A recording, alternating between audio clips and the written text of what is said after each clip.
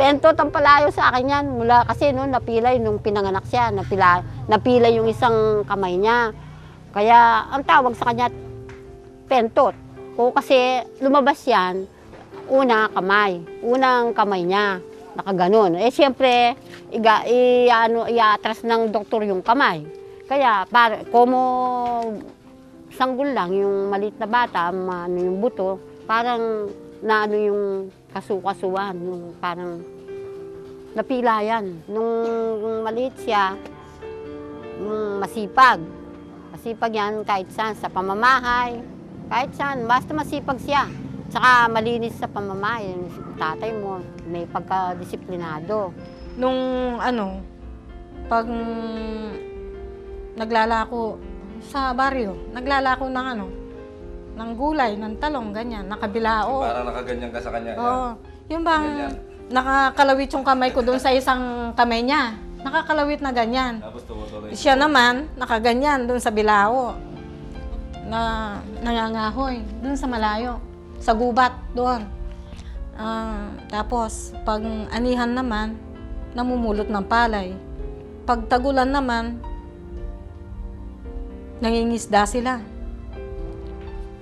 So, alam mo ako, sabi niya mula pa nung maliit ako, nasa kahirapan is, kung merong mahirap na tao saan yung bayan nyo?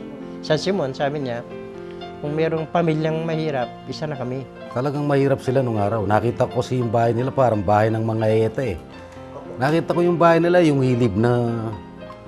Pero, kumbaga, yun nga ang nasabi ko, parang third class citizen sila nung araw na magkakasama kami. Pagka kumakain kami, kumbaga sa tanghalian, kung nagsigang kami, halimbawa, tapos yung sabaw, yung tatanghaliin, yung laman naman sa gabi, kakainin. Matyaga siya nung bata si Bernie. Maliit lang ako siguro, mga 5 years old or 6, ganyan. Yung, kaya ko nung sinasabi na malakas sa loob ko na sabihin sila talagang napakahirap nung araw na yun. Dahil nalalaman ko, hindi naman kapintasan sa tao yung kahirapan eh. Di kasi, yung parting dumating siya, umiiyak. May pasampasang kalahating kabang bigas na kanyang napulot. Kaya pala iyak ng iyak.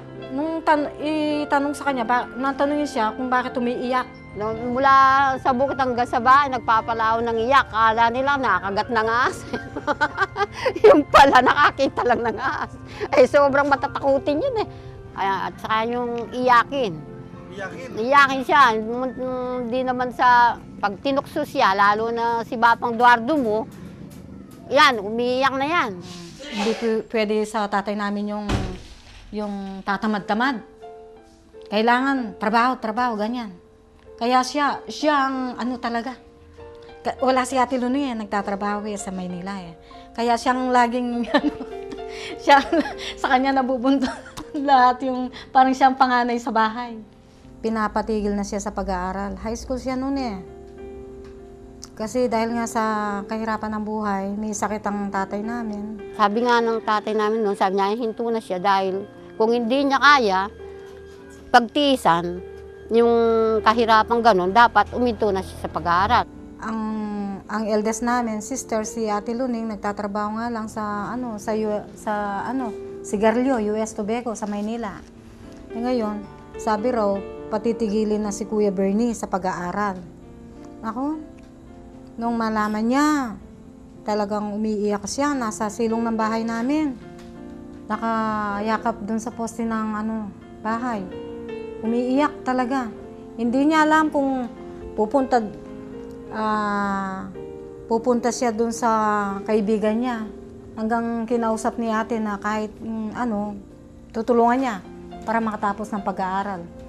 Pagpatuloy mo. Pero ang kailangan lang, magtiis ka. At nagtitiis din naman ko sa paghahanap buhay dahil pareho ko kayong inaano ng tatay, kako. Yun ang hirap na dinanas namin. Kasama sina Kuya Orling. Sila ang kabatch noon kaya hindi ko masyadong matandaan kung anong year yun. Ang tanda ko lang, mga elementary ako. Sumama siya para mag-gasoline boy. Wala siyang nung kinagabihan, wala siyang matulugan. nagtuloy siya sa Bamban. Kanya malati kami. Magana kaya, pamisan-misan, may yabi kami.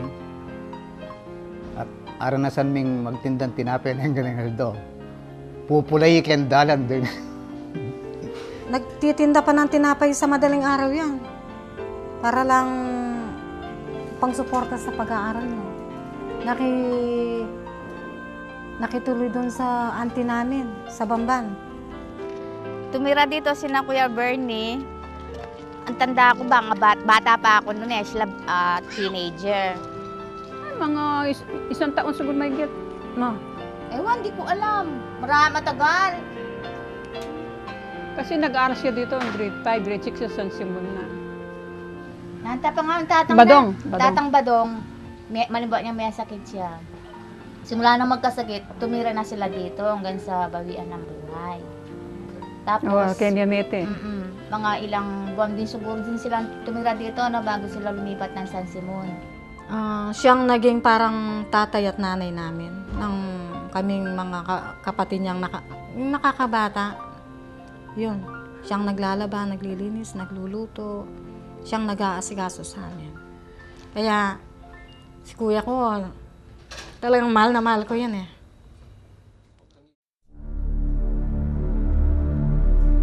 Na ano nila, na mag-apply sa loob. Kasi may kamag-anak kaming nagtatrabaho sa loob nga, sa base.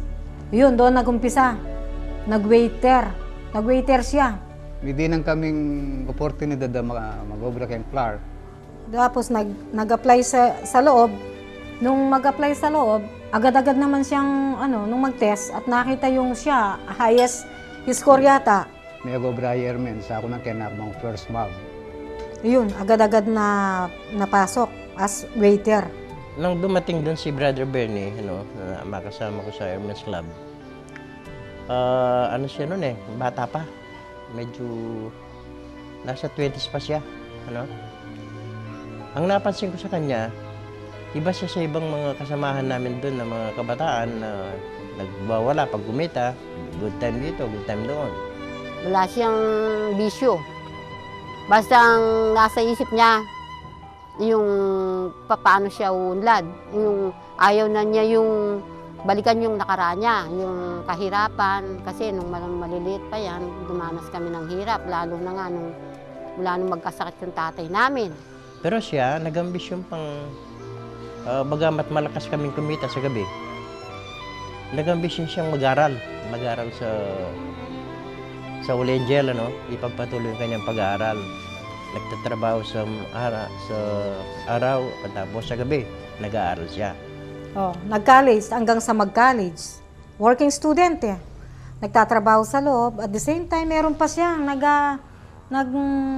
part-time job. Naghahinti ng mga appliances, mga books. Napapag-usapan nga namin kumisan ng mga pag nandun kami sa baso, kaya nandun kami sa kitchen kung saan kami kumakain. Yung mga employees, kitchen o restaurant, napag-usapan namin siya, talagang pinupuri siya ng marami. Good boy daw siya. Hindi, sa lahat ng nakita kong binata, siyang walang bisyo. Yung puro trabaho, puro aral, trabaho. May pangarap nga sa buhay eh. Pabira itong batang ito, sabi nila. At ito, magtatagumpay ito, sabi nila. Dahil lang yung kanyang pinaghirapan niya, iniipon niya. Nakarating din sa, sa Maynila. Yung bang, alam mo yung nagtitinda ng iba-ibang, merong patis yata yun, yung mga bote-boteng juice. Isa sa natatandaan ko nung malayop si Brother Bernie, bumili siya ng jeep, namasada siya. Kaya lalo ko siyang inangaan noon. Sabi ko talagang itong batang ito ako dahil napakabata niya eh. Ako, matanda siguro ako ng mga 20 years kay Brother Bernie. Ngayon, wala siya sinasantos sa trabaho, basta pagkakakitaan ka ako, ginagawa niya. So namasada siya. Mula nung magkasakit yung tatay namin. Biro mo, nagkasakit may gitna 5 taon. Bata pa siya noon, high school pa lang siya. Kaya namulat sa kanya kung paano siya uunlad. Ayaw na raw niyang balikan yung nakaraan, yung kahirapan. Kaya siya nagsumikap. Kaya kung makahawak ng pera, parang ayaw na niyang lustayin. Ayaw na niyang pansin, ganun siya.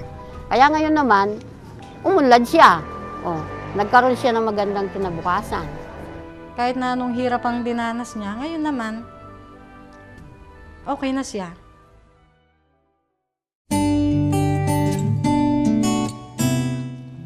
Gwapo.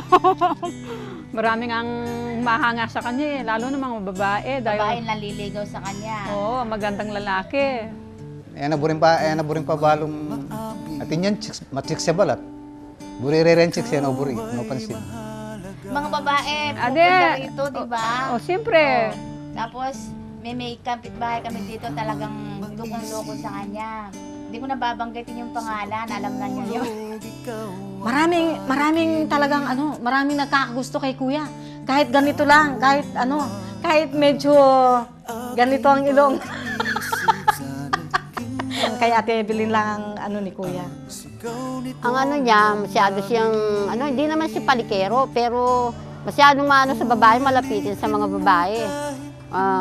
Kadalasan nga, mga kambisita namin, puro mga babae. Kung minsan, isang sasakyan sila, magkasamang dalawang lalaki, tapos puro mga babae. Ba, ewan ko bakit napogi yan. Pogi nga naman. Ngayon na lang medyo tuwanda. Medyo, pero yan, kay Ate Evelyn lang talaga. First time, nakita ko yung litrato ni Ate Evelyn. Malaking litrato ni Ate Evelyn na nakalagay dun sa silid niya, nakadisplay. Nung pagkakita ko, ibang-iba yung talagang si Ate Evelyn lang talaga. Ang kukulang kay Bernie talagang matyaga siya. Lalo na sa pag-aaral, masipag. Ayun, kaya nakuha niya yung pinapangarap niyang kurso. Kaya si Bernie kung minsan pinangangaralan niya yung mga kapatid niya na mag-aral kayo. Iba ang nag-aral, iba ang may natapos, iba ang marunong. Noon nga nung high school ako, ayan, first year high school ako, hindi ko alam, in-enroll na pala ako ng kuya ko. Pagkagising ko minsang umaga, nakita ko pati yung tela, yung mga tela ng dapat yung uniforme. Uniforme ko, siyang naghanda, siyang bumili. Tapos in-enroll ako. Eh di ready to pasok na lang ako sa school. Yun ang lagi niyang inaano sa mga kapatid niya. Parang gusto niya maging sample siya sa kapatid niya, sa mga anak niya. Kaya meron naman siyang narating, malayong narating niya. Doon sa Central na ako nag-enroll pagkasabi ko ng Valencia, talagang alam na nila. Pag Valencia, marunong yan. Siguro kapatid mo si Belarmino Valencia ka.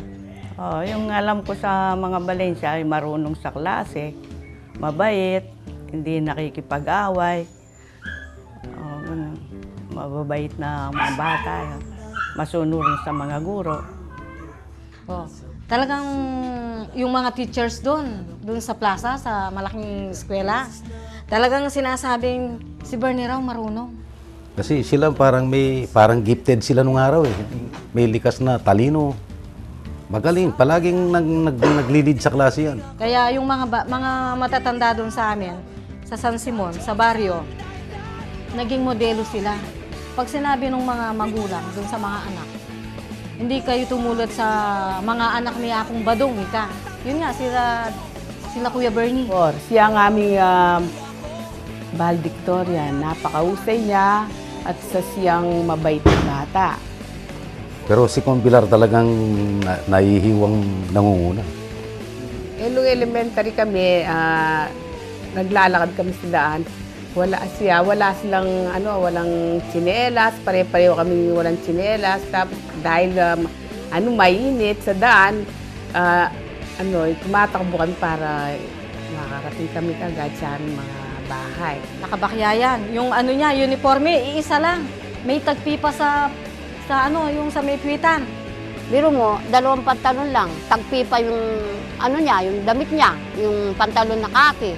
Tapos wala man sandals bakya pa, yung bakyang pangmatanda.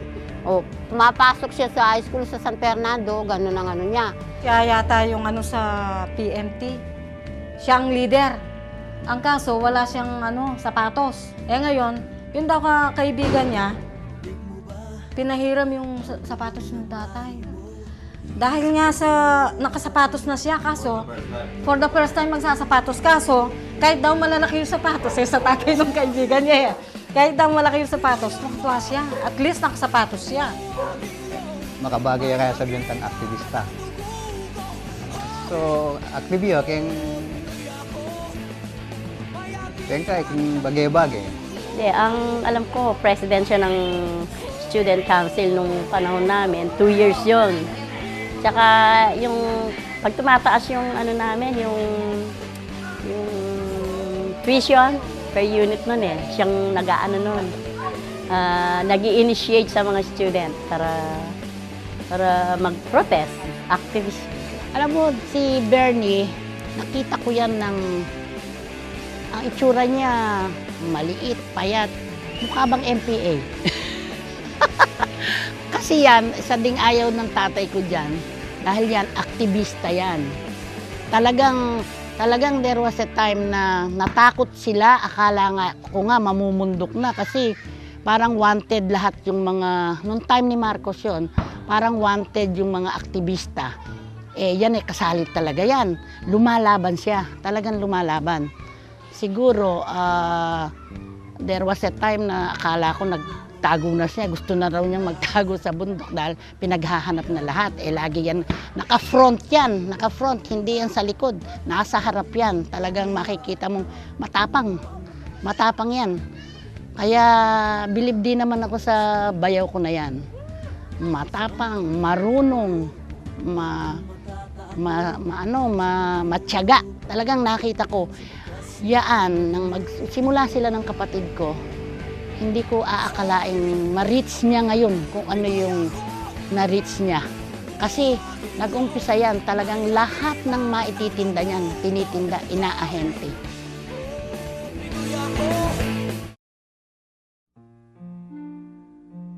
I met Bernie. He was courting Evelyn then. I think she was only 19. And when I look at him, I said, boy, this is a very assertive man. Nang makita ko si Bernie, well, siyempre, makita mo siya, pati pamilya niya, maayos naman, pero nasubaybayan ko ang pagsasama nila ni Evelyn ng matagal-tagal din naman. Napakasipag ni Bernie, napakatyaga, matyaga sa trabaho. Nakarating pa nga siya sa Marilao sa pagbebenta niya ng mga pinggan, mga marais siyang mga dala-dala noon. Ang unang impresyon ko, akala ko noon ano siya, yung playboy. Nung una yan, nakatira lang yan, nag-uupa lang ng isang maliit na pwesto. Nagtitinda yung kapatid ko, siya nag-aahente. Doon sila, nandoon sila sa isang maliit na nag-uupa lang sila. Hanggang kung saan-saan sila talaga. Ang kapatid ko naman matyaga, sama naman ng sama. Mahal niya siyempre. Oh, yeah, Bernie Valencia. When I met him, I thought, he was a subtle rebel. Disciplined, well-disciplined guy. And I thought, this guy will have a bright future. In 1970, I was married to a Briones girl, and so in 1971, we came to the Philippines for the first time. And in addition to meeting family members, we met an outsider, Bernie Valencia, and he had a young chick, Evelyn Briones, as his girlfriend. And so he was trying to impress the family and brothers-in-law, or future brothers-in-law, about how dedicated and upcoming he is. And he was clearly a very bright guy, a very good student, and everyone was impressed by Bernie Valencia. Minsan dinalaw ko yan. Nako, talaga naman, ang liit-liit. Naaawa ako sa kapatid ko na mahirap lang talaga sila nang mag-umpisa. talagang maliit na may tindahan pa siya, nagtitinda-tinda siya ng, yung kapatid ko nagtitinda-tinda ng konting sari-sari. Si Bernie naman lakad ng lakad yan. At sinabi nga niya sa akin, doon ko nga nasabi, doon ko natutuhan sa kanya na huwag niyong inaano ang mga ahente dahil nakakaawa. Dahil ano siya na alam niya dahil trabaho niya. Through the years, I know I found him as a very hard-working man. He will do anything just to make sure his family will progress, and he always makes sure that fear of God is embedded into their family. Well, of course, you know, everybody knows that this man became a successful businessman, pious in every sense of the word, and impeccable morality. How's that? Pero nung bandang huli, mabuti na lang at siya nga ay naging Kristiyano. Tapos ang buhay nila gumanda. At saka yun na nga, ang pagka-Kristiyano, ang unang ginagawa niya na siya ay umaakay ng mga tao na magbalik sa ating Panginoon. May tutulong kung halimbawa, hindi man sa financial, o kung moral, o kung anong maganda na pwedeng mai-contribute niya sa mag-asawa, lalo na sa mga relatives niya. Ganun si Brother Bernie. One of my favorite brother-in-law. No offense to my other ones, you know. Evelyn and his children should be very proud of him because he has accomplished what he had wanted to accomplish in the beginning of his career. At saka he is also serving the Lord, which is what we are here for, you know. First, serve the Lord, and the rest will follow.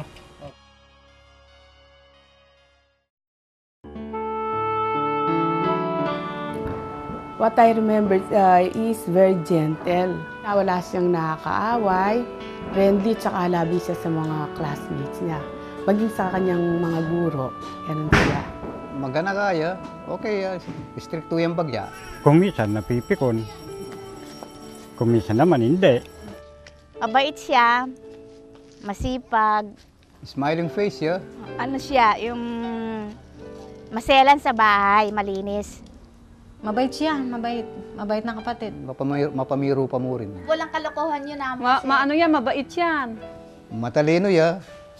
Simple ya mo. Malinis, tsaka matalino. Lalo na sa klase. Ay, naku talaga. Nasa San Fernando siya nakatira, sa boarding house, dahil likas na masipag yan eh. Hindi na ba inuutusan nung kasera? Yung kusa siyang nagtatrabaho, tumutulong ganyan, doon sa kasera. Ngayon parang napamahal yung kasera na sa kanya. Sumunod siya sa pinuntahan kami sa bahay, sa San Miguel. Nung makita yung tatay namin na may sakit, umiiyak yung kasera. Nandun nga siya, sabi nung kasera, nagpunta nga dun sa tatay namin, pinunta, sabi niya, ibang klaseng anak mo. Kaiba siya mga kabataan. Mga kabataan, pag gano'n na sa eskwelahan, sila nagkukwentuhan. Pero ako, ang anak mo, sabi niya sa tatay ko, na tinutulungan ako sa trabaho ko. Pag-uugas ng pinggan, inihiwa yung niluluto ko, gano'n ang ginagawa. Naglilinis sa bahay, kaya ang ginawa ko, hindi ko na siya, libre na siya. Sa renta ng bahay, tsaka sa pagkain. Ganun. Masipag. Ang tingin ko kay Bernie ay mabait na tao at matyagang sa trabaho. Nakapagtapos siya sa pag-aaral sa tiyaga. Marunong humawak ng pera yan eh. Talagang may pagkakuripot talaga. Pero tamang-tama. Yung ako, ganyan ang gusto ko eh. Yung marunong sa buhay ba? Pero si Bernie, mabuting tao. Kapag linapitan mo, bibigyan ka niya kung meron din. Matipid yan. Matipid yan, masikap sa buhay. Kaya ako nangunguripot yan dahil sa dinaanan niyang hirap sa buhay. Mula nung teenager. Hardworking family man. Marunong humawak ng pera yan. Pag nangihiram ka sa kanya, tinatanong muna kung saan mo dadalhin. Hindi mo naman gagastusin yun kung hindi mo alam kung hindi mo nalulustayin kung kung walang kabuluhan. Ayun, yung may pagkas-disiplinado, lahat. Actually, nakikita ko na si Kuya Bernie eh. Pero yun talagang na-meet ko siya nung Christmas yata yun. Or mag-New Year. Hiyahatid ko si tita sa bahay. May dala-dala mga pa kami ng yung baril na kahoy. So doon ko nakita si Kuya Bernie. Siyempre, unang tingin ko pa lang sa kanya na talagang makikita mo na parang somebody talaga na siya, stricto, kagalang-galang na tao. So, mabait. Although hindi ko alam kung ano yung mga naunang base na lang tayo sa mga kwento nila, Pero ang sa akin, ganun ang pananaw ko sa kanya. Isa siyang, halos di pa kami nag-uusap noon. Parang, kamusta, ganun. Makikita mo talaga kaagad, pag nakita kayo, talagang isa siyang taong nire-respeto. Hindi naman siya barkada, yung pagbarkada sa kung yung albawa, yung miinom, miitit, di naman siya ganun. Mula sa pool, di naman niya na yun. Yung mainit ng ulo, siguro wala na ngayon dahil nagkakaedad na, Meron pang isang magandang ugali ni Kuya, yung matulungin. Matulungin sa kapwa, lalo na sa mga in-laws, ganyan. Very friendly ngayon si Brother Bernie. Nakita ko sa kanya, marami siyang kaibigan. Pero malambing siya sa mga lalo na kay Carl. Look-alike niya daw. Kaya siguro ngayon, maganda ang buhay ngayon eh. Tingnan mo, parang doon. A responsible father, family man. Kamukha nung sinabi ni Brother dito, friendly si Brother Bernie. Simple. Si Bernie mahilig kasi sa debate eh. Yun ang hilig niya, pagmula ng bata siya. Now I would define him as outspoken. Whenever you have a question, Bernie Valencia is very outspoken in giving a highly considered answer. Bright, simple, but bright, mapagkumbaba. Stricto, prangka, siyempre moody. Mabait naman siyang bayaw. At lalo na ngayon, pag umuwi kami, sa kanya kami tumitira. Nga lang, ang kumisan, pag titingnan mo siya, parang laging may iniisip. Now he's a very vocal guy. He could speak about business in the Philippines, the country of the Philippines. He could speak about the Lord God. He could speak about Iraq. On any topic, Bernie Valencia can be very vocal. Para kanako, Bapang Berming, metong yang striktong pengari, pero atin yang kabaldugan. So siguro yun na yung pinaka-the best na isang nakita ko sa kanya na yun nga, ganun nga si Brother Bernie, kung ano yung may tutulong, ibinibigay. Maka-Diyos, makatao. Self-made man siya na yung parang because of his faith in God, man of faith that has been successful because of his faith and his hard-working spirit, I guess.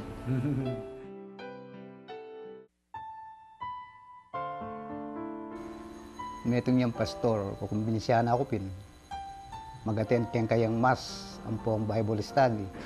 Kaya kung may didinan panahon. Kaya madidinan panahon para pagbigyan makariniyaman kayo. Nagpasyal ako sa Manibaw, kay Kumaring Ising.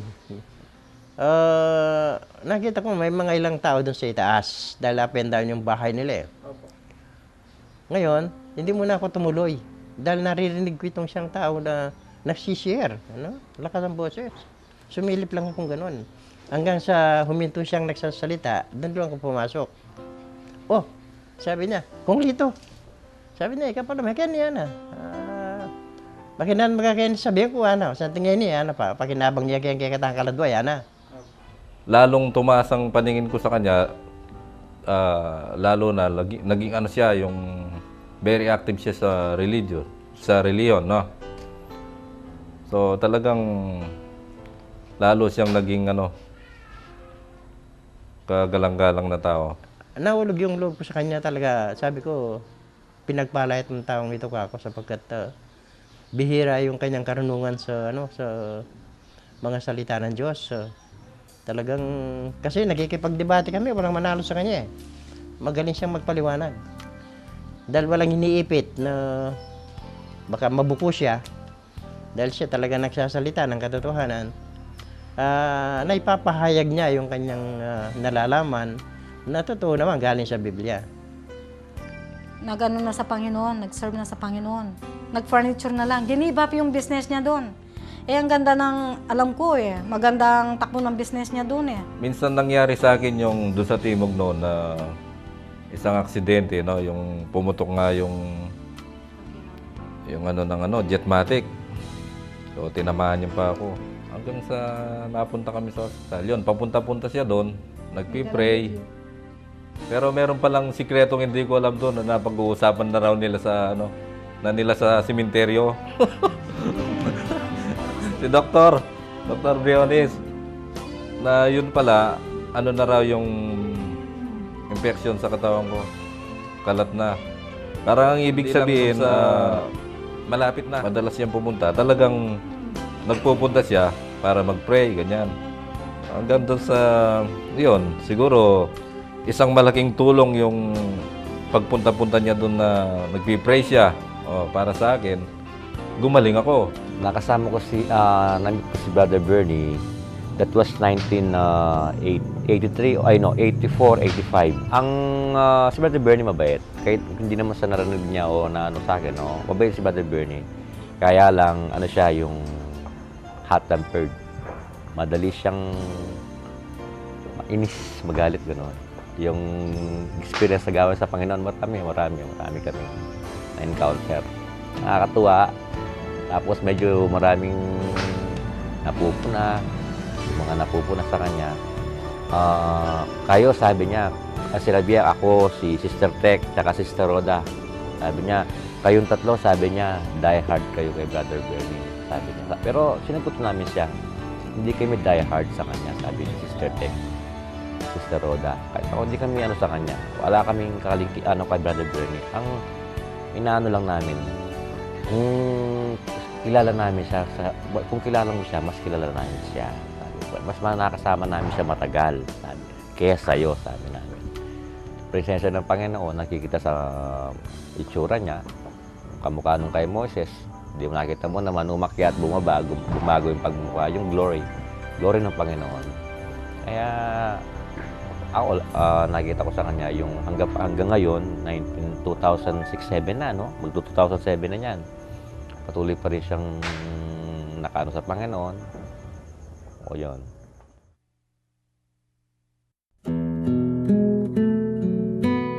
Well, Bernie, ako ini, Kong Orly. Happy birthday. Kung Bernie, sana kadartang mong birthday yan, lalo ka bang maging gwapo lalo. Sana manatiling magana ka at saka lalong maging asensado pa hindi ayo, maging masaya yung pamilya yun. Matagumpin napasabihan ko. Sana lalo ka pa maging malapit ka nga. Malapit na ita. Lalo pang lalong. Abab, again pasalamat ko karang sinahop mo ka na ako. At ngayon special Aldo mo, happy birthday.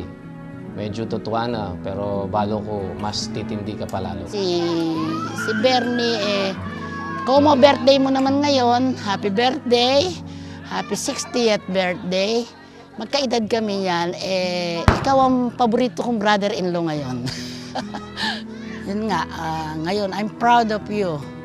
Kaya lang kung minsan nagkakaroon kami ng konting diskusyon about religion, pero magkakasama pa rin kami.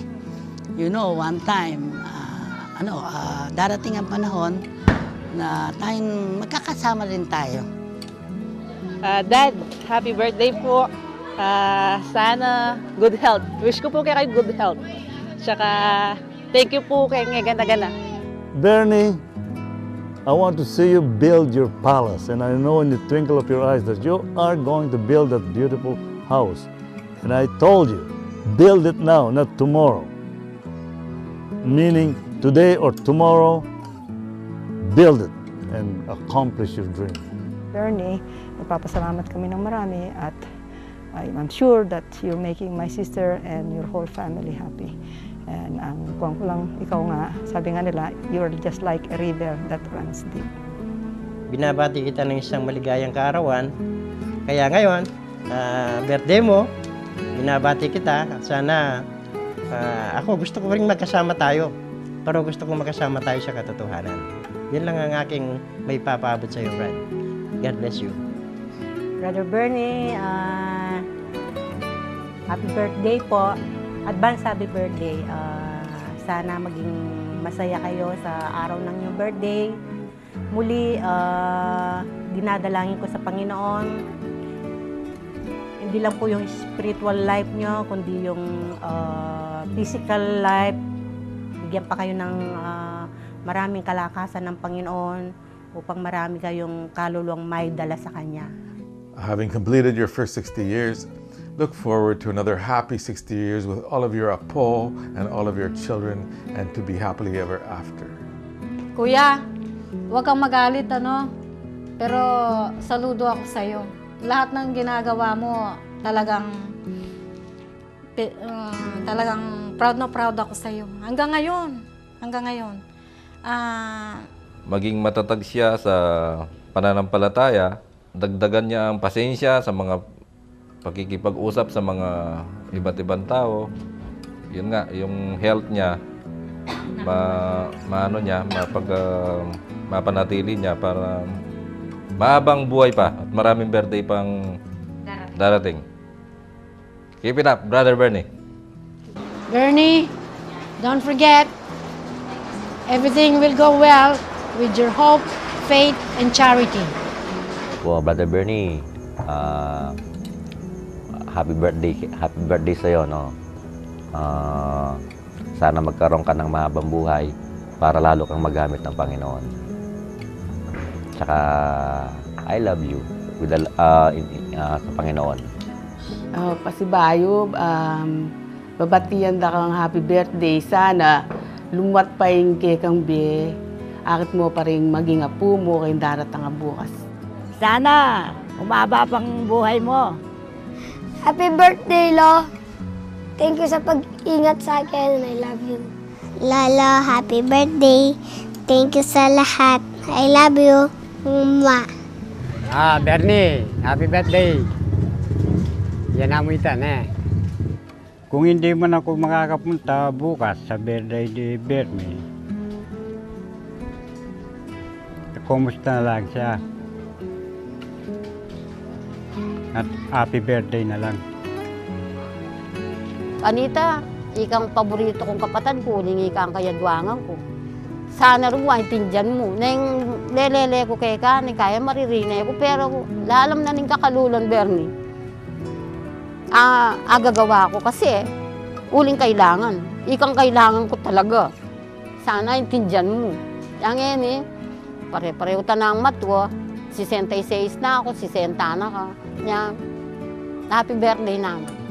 Yan naman ito. Sige. Puta, may kiyakakata pa kayo. Happy birthday. At least na-reach mo age na yan, na natupad mo lahat ang pangarap mo.